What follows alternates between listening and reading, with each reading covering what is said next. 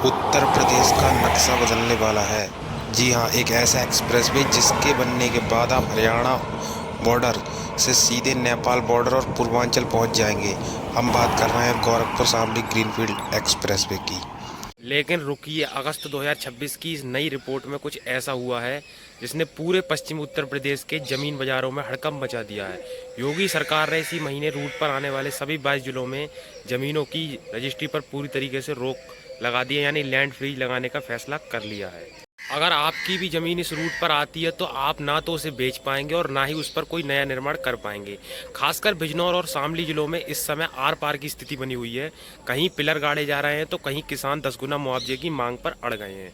जैसे कि हमने आपके लिए पहले बताया कि मुजफ्फरनगर में तो किसान महापंचायत भी चल रही है। तो इस वीडियो में हम आपको ग्राउंड जीरो से एक एक गाँव की लिस्ट, मुआवजे का गणित और अगस्त 2026 की सबसे नई अपडेट देने जा रहे हैं। इसी वीडियो में हम आपको खास जानकारी देने के लिए वीडियो लेकर आए हैं। तो वीडियो को अभी से लाइक कर लीजिए। इनसाइड स्टोरी आपको हम बताने के लिए तैयार हैं और आपको और कहीं नहीं मिलेगी, मेरे चैनल पर मिलेगी। तो प्लीज़ चैनल को सब्सक्राइब करें और वीडियो को अंत तक देखें। मेगा प्रोजेक्ट के पूरे स्ट्रक्चर को ऐसे समझिए ताकि आपको बिजनौर और शामली की अहमियत समझ आए कि इन जिलों में इतना खास काम क्यों हो रहा है। तो इस एक्सप्रेसवे की कुल लंबाई लगभग 700 से 750 किलोमीटर है और यह उत्तर प्रदेश का अब तक का सबसे लंबा रोड कॉरिडोर होगा, जो कि इतना लंबा होगा। गंगा एक्सप्रेसवे के बाद भी ये सबसे ज़्यादा लंबा एक्सप्रेसवे होने वाला है। इसकी 5 सबसे बड़ी खासियत पर नज़र डालिए। ग्रीनफील्ड कॉरिडोर, इसका मतलब है कि ये किसी पुराने हाईवे को चौड़ा करके नहीं बनाया जा रहा, बल्कि पूरी तरीके से नई उपजाऊ खेतों के बीच से बिल्कुल नई सड़क निकाली जा रही है। तो ये है ग्रीनफील्ड कॉरिडोर, जो कि एक नई सड़क पूरी तरीके से बनाई जाएगी।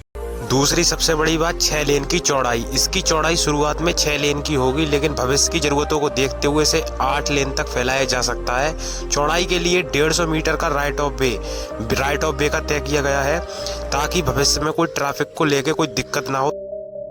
तीसरी इसकी सबसे बड़ी चीज है भारत नेपाल सीमा के समांतर।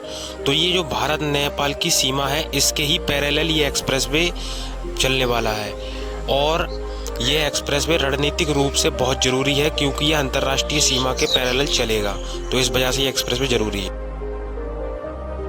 चौथी इसकी सबसे बड़ी चीज है हवाई पट्टी, एयर स्ट्राइप। आपातकालीन स्थिति में लड़ाकू विमानों की लैंडिंग के लिए इस पर एक विशाल एयर स्ट्रिप भी बनाई जाएगी, जैसे कि और एक्सप्रेसवे पर भी अभी होता आया है। तो इसी चक्कर से इस पर भी ये अब लागू कर दिया है कि एयर स्ट्राइप बनाई जाएगी। तो ये इसका था चौथा फायदा। बात करें इसके 5वें पॉइंट की, तो दिल्ली पानीपत डायरेक्ट लिंक। ये शामली के पास दिल्ली देहरादून एक्सप्रेसवे और पानीपत हाईवे से सीधे कनेक्ट हो जाएगा, क्योंकि ये जिस जगह पर शुरू होगा ना, वहाँ पर गोगवान जलालपुर नामक गांव है, वहीं पर कनेक्ट होगा, जिससे सिलीगुड़ी से दिल्ली की भी दूरी बहुत कम रह जाएगी और इससे कि गोरखपुर तक का तो सफर होगा ही। इस प्रोजेक्ट की कुल अनुमानित लागत तो करीब 35,000 करोड़ रुपए से भी ज़्यादा है और NHAI ने अगस्त 2026 में इसकी टाइमलाइन भी तय कर दी है। साल 2030 तक इसे पूरी तरीके से चालू करने का लक्ष्य रखा गया है। जैसे कि आगे चलकर देखते हैं कि ये कितना सच होगा और कितना गलत। तो साल 2030 तक का इनका लक्ष्य है इस एक्सप्रेसवे को पूरी तरीके से शुरू करने का। तो देखते हैं। अब बात करते हैं हमारे पहले मुख्य फोकस ज़िले की, जो कि है शामली। शामली इस पूरे 750 किलोमीटर लंबे एक्सप्रेसवे का शुरुआती पॉइंट है, जो कि पश्चिमी उत्तर प्रदेश का एक ज़िला है।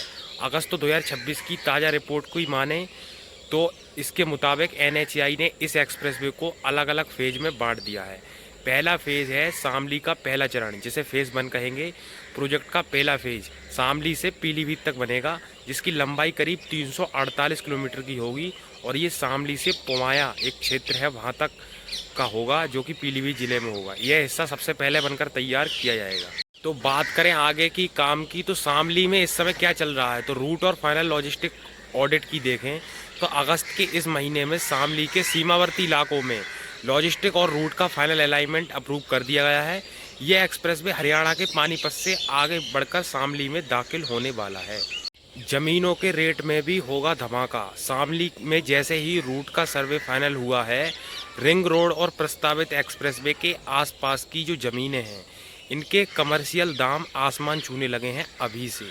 लोग वहां वेयर हाउस और लॉजिस्टिक पार्क बनाने के लिए ज़मीन तलाश रहे हैं और जो एक्सप्रेसवे के आसपास आने का जो इलाका है, उसमें तो पहले से ही लोग तलाश रहे हैं। अब मैं आपको इस मैप की मदद से समझाता हूँ कि कैसे शामली ज़िले में रेट बढ़ेंगे और आसपास के भी जो मुजफ्फरनगर और आसपास के जो इलाके हैं इनमें भी रेट बढ़ेंगे। तो आप ध्यान से देखिए कि शामली के पास ये दिल्ली देहरादून एक्सप्रेसवे जा रहा है। यहाँ पर इसका एक बड़ा इंटरचेंज भी बना हुआ है, ध्यान से देखने पर ये आपको पता चलेगा। और इसके ही आसपास का इलाके हैं, जैसे कि मैं आपको बताऊँगा जहाँ से गोरखपुर शामली एक्सप्रेसवे की शुरुआत होने वाली है, वह है गोगवान जलालपुर नामक एक गांव।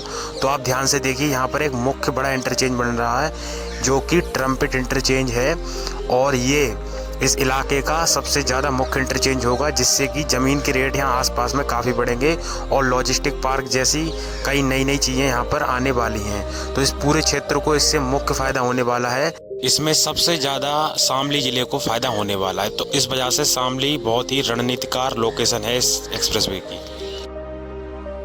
इस वजह से शामली ज़िले के लोगों के लिए सफ़र में भी फ़ायदा होने वाला है। जो सफ़र दिल्ली तक रहता था उससे दिल्ली देहरादून एक्सप्रेसवे से भी बहुत ज़्यादा उनका समय बच गया।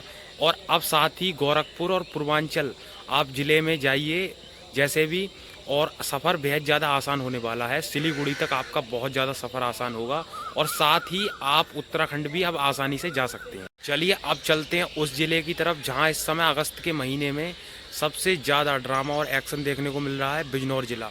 बिजनौर इस एक्सप्रेसवे का एक बहुत ही महत्वपूर्ण पड़ाव है। एक्सप्रेसवे शामली और मुजफ्फरनगर की तरफ से आते हुए बिजनौर में एंट्री करेगा और अमरोहा मुरादाबाद की तरफ निकल जाएगा, जिसकी वजह से बिजनौर ज़िला एक बहुत ही महत्वपूर्ण रणनीतिकार लोकेशन बना हुआ है और बिजनौर में बहुत ही ज़्यादा काम आगे बढ़ रहा है। तो उसी काम को देखने के लिए अब हम बढ़ते हैं आगे की तरफ। पिलर लगाने का काम, लैंड डेमार्केशन।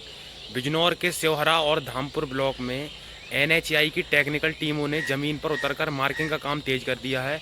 निचलपुर और मिलक जैसे गांव के खेतों में 150 मीटर की चौड़ाई को दर्शाने वाले कंक्रीट के पिलर गाड़ दिए हैं। इससे किसानों को साफ पता चल गया है कि उनका कितना खेत एक्सप्रेसवे की जद में चढ़ने वाला है। तो उसकी वजह से अब ये पूरी तरीके से उनको दिख चुका है।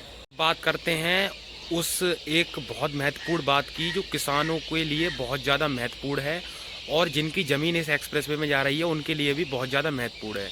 तो बिजनौर से ये खबर है, किसानों का उग्र आंदोलन और 10 गुना मुआवजे की एक मांग है जो कि किसान यहाँ पर उठा रहे हैं। पिलर लगते ही बिजनौर के किसान सड़कों पर आ गए हैं। 5 अगस्त और 6 अगस्त 2026 को किसानों के एक बड़े समूह ने धामपुर में SDM को मुख्यमंत्री योगी आदित्यनाथ के नाम ज्ञापन सौंपा है। हाल ही में 18 अगस्त 2026 को सेवहरा के गुरदासपुर गांव में दर्जनों गांव के सैकड़ों किसानों ने एक महापंचायत की। किसानों का साफ कहना है कि उनकी ज़मीन बेहद उपजाऊ है, जहां साल में 3 फसलें होती हैं, इसलिए वे सामान्य मुआवजे पर ज़मीन नहीं देंगे।